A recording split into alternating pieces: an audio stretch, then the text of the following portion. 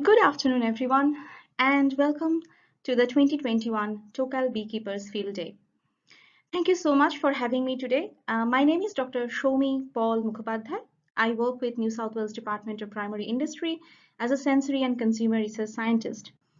And today I'm going to discuss with you a little bit in a virtual world, the beautiful sensory world of honey. Um, I would love to actually come and discuss with you in person, but I think under the circumstances, this is the best way to talk to all of you.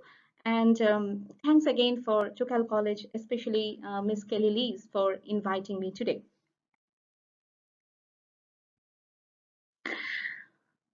We all know the feeling and happiness of tasting honey, isn't it? We know when you have a really good honey and the smile that you have on your face. You can have honey in different ways, but that particular feeling, that happiness, that satisfaction, is just like this beautiful video here, like the Winnie the Pooh, the happiness that you can see in on his face. I think that is the kind of happiness that we are talking about.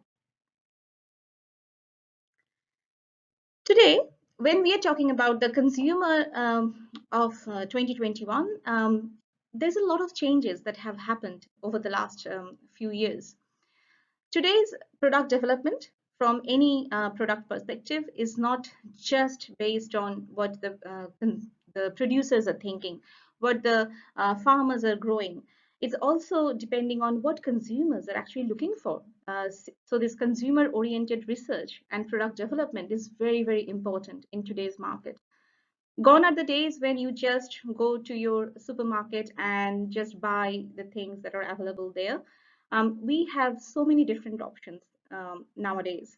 We can buy online, we can buy various products from different parts of the world. So it is just not that we are buying it from Australia, sitting in Australia, but we can buy it from anywhere in the world online. So you can see there's a big difference that are happening, and that's the reason understanding your consumer and what consumers want is so important. Today's consumer is all about provenance. We, me as a consumer, I also want to know where my food is coming from. They follow food trends. We are more educated in the sense that we know what we are looking for from our food. The consumers are more health and brand conscious, and why not? The COVID shows us that a good food, which is healthy and nutritious, are really, really important. Consumers are environmentally conscious too, so we really want to know how the producers are producing their product, the packaging they're using, how much it is going to cause, the landfill. We are technologically savvy, so we really aware about the food and the food safety. But most importantly, I think we are also clear about the sensory attributes. And please don't worry about what is sensory attributes. I'm going to explain that in the next couple of slides. But we really want to know and are aware about, what we want from our food. We want our food to be tasty, very much nutritious, but also, different types of food that giving us different types of sensory experience. So this particular slide is very close to my heart because you can see in one slide, you can see the red wine, there's olive oil in the middle, and then there is honey. But one of the things is very common, even if those three foods are so different, that sensory assessment and judging are equally important for honey, wine, and olive oil. And when we are talking about sensory assessment, it is just not only important for making sure that the products are tasty, but actually sometimes the sensory assessment and judging are important for giving these products kind of medals to win in a show. When we are talking about honey, we obviously probably you are all aware that for honey we need to do some chemical analysis to make sure that all the nutrients, all the other properties are actually according to the standard. But sensory assessment is also very important to know how the honey tastes, the smell, the whole flavor profile. So when you are obviously probably wondering why I'm talking about sensory evaluation, what it is actually. So sensory evaluation is a scientific discipline. It used to evoke, measure, analyze, and interpret. Very important, these four words. Reactions to those characteristics of food and material as they are perceived by the senses of our sight, smell, taste, touch, and hearing. I'll elaborate on this big definition in the next slide. But in a very nutshell, in a layman's word, it is actually, the way we perceive, the way we use our eyes, our ears, our nose, and the everyday from getting from getting up from your bed in the morning to the time that you go back to sleep, we just being overwhelmed and always being bombarded with so many um, different experiences.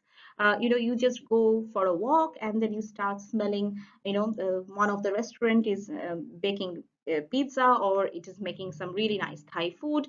Your nose tells you where the smell is coming from. Your eyes help you to actually, when you're going to the supermarket, to all the beautiful colors. You actually go and touch different types of food if they are permissible to touch, and then sometimes to check the freshness of the product, you sometimes snap, like the beans or like the okras. So definitely this particular definition is an inclusive effort by IFT, that is Institute of Food Technologists, in 1975, to make sure all the different types of food items are incorporated in this particular definition. So the understanding behind the human sensory function is so important because it gives us that whole experience about how our eyes, our all the different sense organs actually help us to enjoy that life experience about different foods. So not only from the eyes that actually help us to understand the appearance, the shape, color, and consistency, to the taste, all the different five different tastes, that sweetness, sourness, bitterness, saltiness, the savory of the food items. By touching different things, you just actually get a very rich experience of what the food is going to offer to you. So when we're talking about the color distribution, you can see I have put this beautiful slide of honey, and you can see the variety. Can you imagine like how many different types of honey that are available in around us? And all the different types of honey, there's a color is one of the things that definitely attracts our eyes. And starting from a very a dark color honey to a light color honey or the creamed honey, it just gives us an understanding of what we are going to expect in the aroma and the flavor, isn't it? So just this is just a slide to show in one of the honey color chart, and you can imagine, the diversity of the color that you can encounter in a bottle of honey. So it can start from, the water white on the top to dark amber, and there's such a big distribution of color. So based on the type of honey that you want to produce, or it actually being preferred by the consumer, you can just imagine the diversity and the variety that you have in your repertoire to offer to your consumers. And obviously, the color and taste of honey is due to its floral source. So you'd be really the environmental condition where the plants are growing can have quite an effect on the aroma and flavor of honey. And sometimes different the same some of the honeys are taste different based on where they are where you are procuring them from, and sometimes it doesn't matter, it just tastes the same in anywhere in the world. So there are lots of things in the actual honey that are very complex based on the agroclimatic condition where the floral source is from. And after the eyes, obviously, the first thing that help us is actually our nose, because you can see the sense of smell, which is called olfaction. It actually tells us, the how volatile the food is. So sometimes cheese, sometimes even if some really different types of honey has a very typical smell. When you open the bottle, if you smell it, you immediately know what kind of honey you are testing, and that's really good because it gives you an understanding of not only the source of where the honey is from, the floral source, but also that makes you ready for the experience of the flavor or the taste that you are going to encounter. So our olfactory receptors are actually present in the epithelium of our nose. So inside it's just a very like a hair-like, very very fine hair-like cilia that actually have those receptors, and it can detect specific chemicals. So for any particular food to have a really strong smell, it needs to have a lot of volatile molecules so that it can actually easily transfer from the food when you are actually smelling it um, through your nose, and you can see that it actually travels through your orthonasal, so your front of the nose, actually to go and meet in the back of your throat.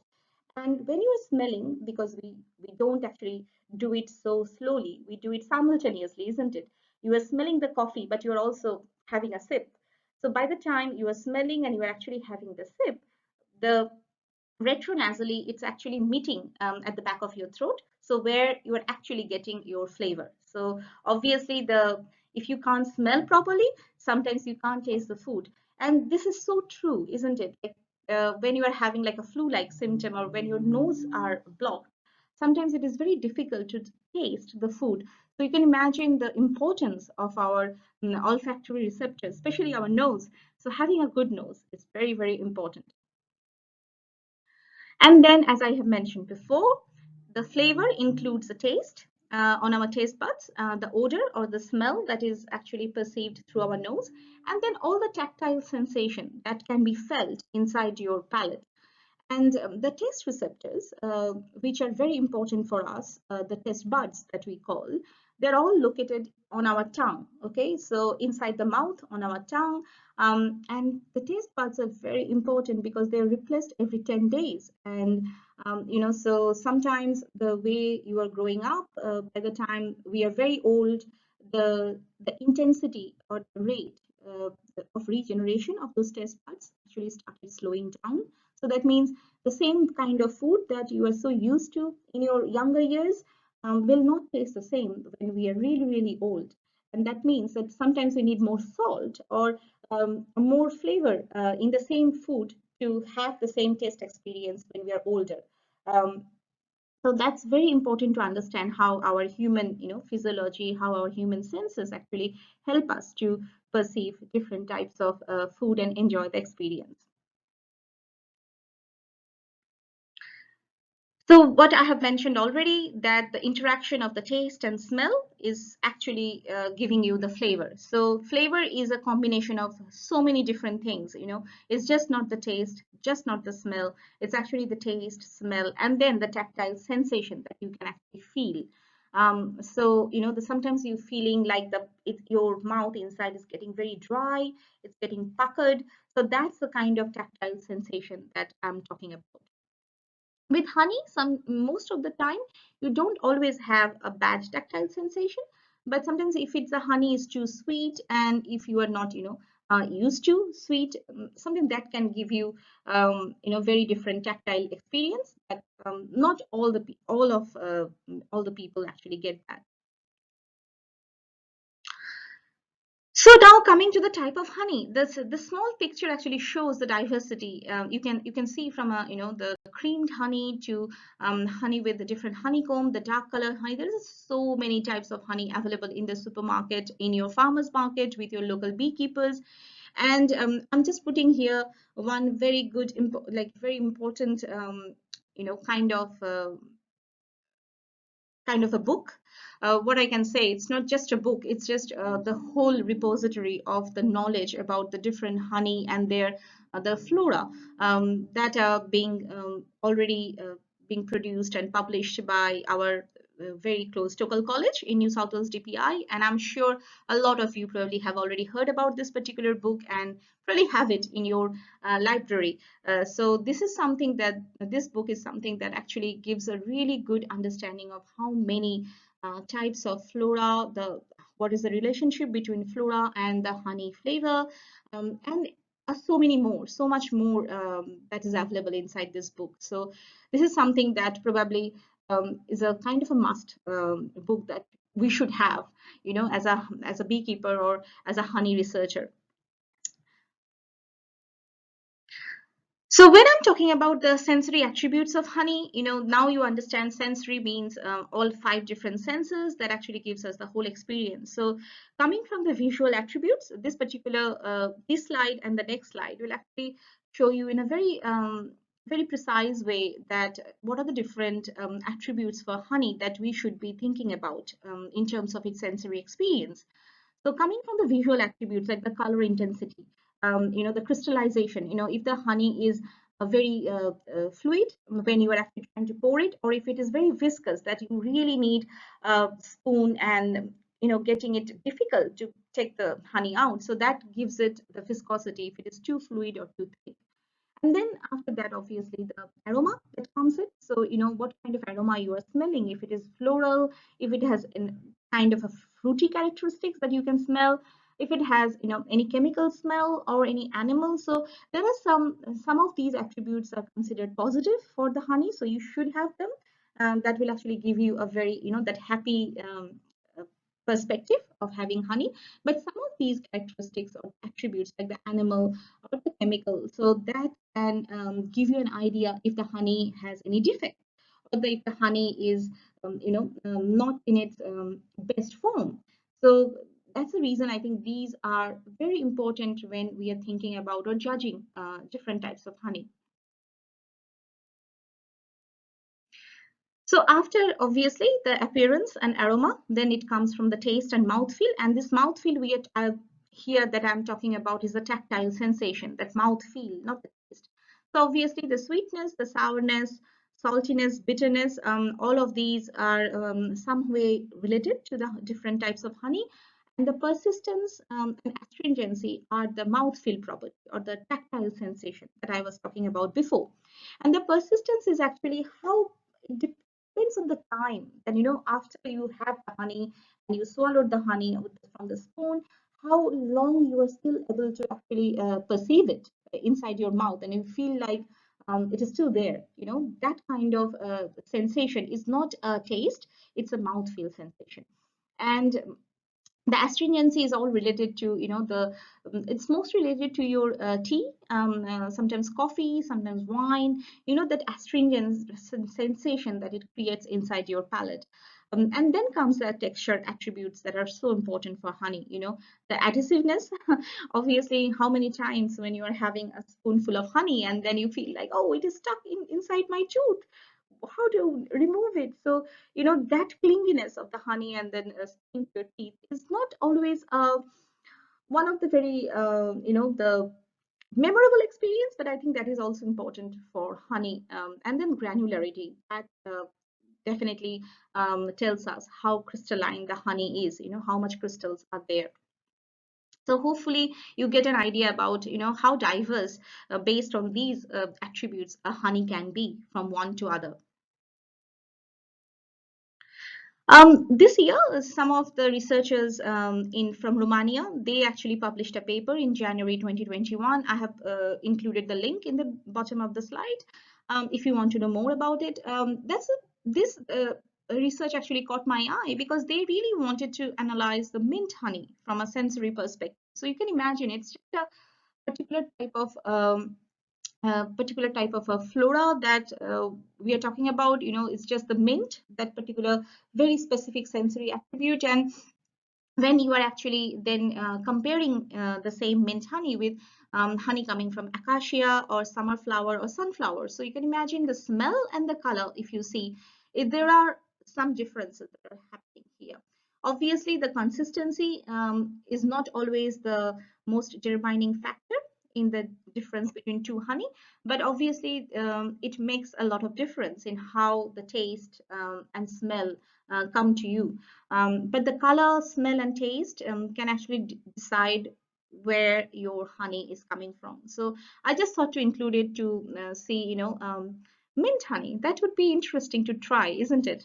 I'm not sure how many of you have tried it. I haven't tried it here in Australia, but I would love to try this mint honey because I can't imagine having that minty menthol aroma with the sweetness of that honey. How how refreshing that would be. So hopefully sometime soon. So the next thing that happens, when I'm talking about honey and the sensory attributes, it would be really difficult not to mention this particular honey flavor wheel, which was developed from University of California, Davis. And this actually gives, just in a nutshell, it has more than like almost like 100 descriptors to describe honey from different type of floral source, its different attributes, and everything that you can think of that can be associated with honey. I must say that you will not be able to taste or perceive or smell all the different descriptors in one honey. So this has been done with developed with so many different honey from around the world to make sure that it actually encompass all the diversity and variety of sensory attributes that honey can actually offer. And here I'm just trying to, little bit highlight some of the important one, the tree fruit. You can think about the tropical fruit like banana, guava, mango, melon, pineapple, the different type of floral source where the bees can go, jasmine, orange blossom, to chocolate like, the mocha or cocoa, and then confectionery or caramel that can be also related with honey, especially the butterscotch toffee or the molasses or the vanilla. So just imagine that pleasure, that happiness that I have shown you in the second slide. I'm pretty sure that's the reason, you know the we all love honey. We all love honey in its different way, and the different way we would like to consume it, and it has so many different applications. Again, this one is one of the way to show one of the example of the honey flavor and aroma chart. So this is available also, and then you can actually use this as one of the way to ensure that the kind of honey that you are having in your, as a beekeeper. So you can actually see what are the different characteristics or attributes your honey have, and compare and check, the types and what you can actually perceive from these aroma chart. Obviously, there are so many honey testing workshops are happening. I personally judge this year in the 2021 inaugural New South Wales Apiarist Association honey judging, and I'll share some of the photos and pictures from there. But there are some basic tips that I have actually enclosed here. So obviously you need to smell the honey. Before testing, you need to check the color. Obviously, honey is a sticky one, so a small amount goes a long way. So make sure that you are not bombarding your senses with a lot of amount of honey, and then you make sure you let it spread out inside your mouth. And then obviously you try them warm and or cold based on the based on the usage or the application. So this is one of the, this is not the final one. This is one of the kind of a testing sheet that is available. I found it in the internet, but based on your, the kind of work you do, or based on the kind of honey that you are growing, you can actually have a different type of worksheet to go through different sensory attributes. So this is just like a way to understand how individual consumer or any panel members or the judges view or perceive the same type of honey. So we can do this with so many different people and then get an idea about a particular honey based on your individual preferences. So it's a beautiful way to taste honey. So understanding honey sensory descriptors are very, very important, as you have seen over the last 20 minutes, that there are so much diversity in the sensory attributes of honey. So you can't just taste one honey and then determine, okay, this is the best honey that I have tasted. There are so much to taste from, and then there's so many positive sensory attributes to experience. And I think that's the reason sometimes, as a sensory researcher, I think we need to have like a consistent national framework of training to make sure that, as a judge, as a panel member, or as a consumer, we need to know what types of sensory attributes that Australian honey can offer us. So definitely a lot of work has been done, but I think more work needs to be needs to be taken in the future to understand the diversity and the variety of honey in Australia. And why not? Australian honey is just so amazing to taste. I haven't been able to been taste so many other type of honey apart from some honey from New Zealand. But most of the honeys that I have tasted before coming to Australia are from Australia. So I think it is very important that we also support our local beekeepers, and that's amazing to taste different honey. Sometimes the the local beekeepers and the honey that you get from your super, the from your farmers market, it's just amazing to taste, and you have so much trust on them, isn't it? Because you know the person, and it just brings out that the best quality of honey that you can get. And obviously supermarkets also offer so much, and nowadays with the online platform, it is so important, it is so easy and important. Once you probably have done a test testing somewhere, and then you just know that this is the honey that I want to buy, and then you can just go online and buy. And this actually shows that how much consumers nowadays can access types of different types of honey, not only honey but other food. But in terms of honey perspective, it is so easy nowadays to access a very honey from Western Australia sitting in New South Wales, honey from Tasmania sitting in New South Wales. You don't have to actually go to Western Australia to buy from there. So that gives us that builds that experience, that builds the knowledge of types of honey that you can try and enjoy that flavor and that purity, in the honey that Australia has to offer. So as I mentioned, and I promised you that this year I was very privileged to be invited by New South Wales Apiarist Association for the inaugural Honey Show in Tamworth in May, and there are just amazing classes of honey that have been judged, and it just shows in a small way that so much diversity is already available. And just imagine if you know everything about it, and how great your palate would be if you can experience all the different types. So this particular slide shows, that the things that I need to do to judge the honey, looking at the color, making sure it smells, what kind of smell that I'm actually getting when I'm smelling the honey. Then obviously comes the taste, and then writing down all my feedback as a judge. And then these are the diversity. You can imagine, you can see in the top left, this is just such a beautiful way to show a collection of different apiary products, not only honey but mead and beeswax and the candles, and so many different things that you can think as a as a so many as a product from honey.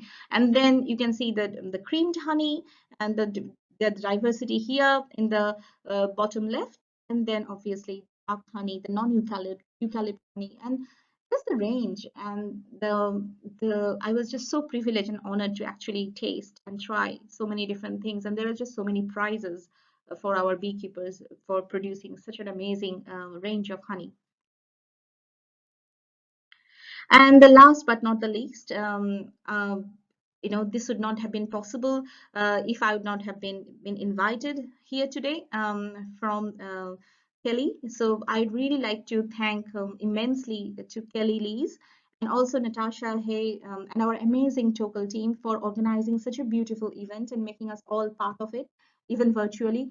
Um, it would have been so amazing to see you all, and have a face-to-face discussion and probably some honey testing. But unfortunately, I think it is still good that we are connected, even virtually, and actually having this field day going on.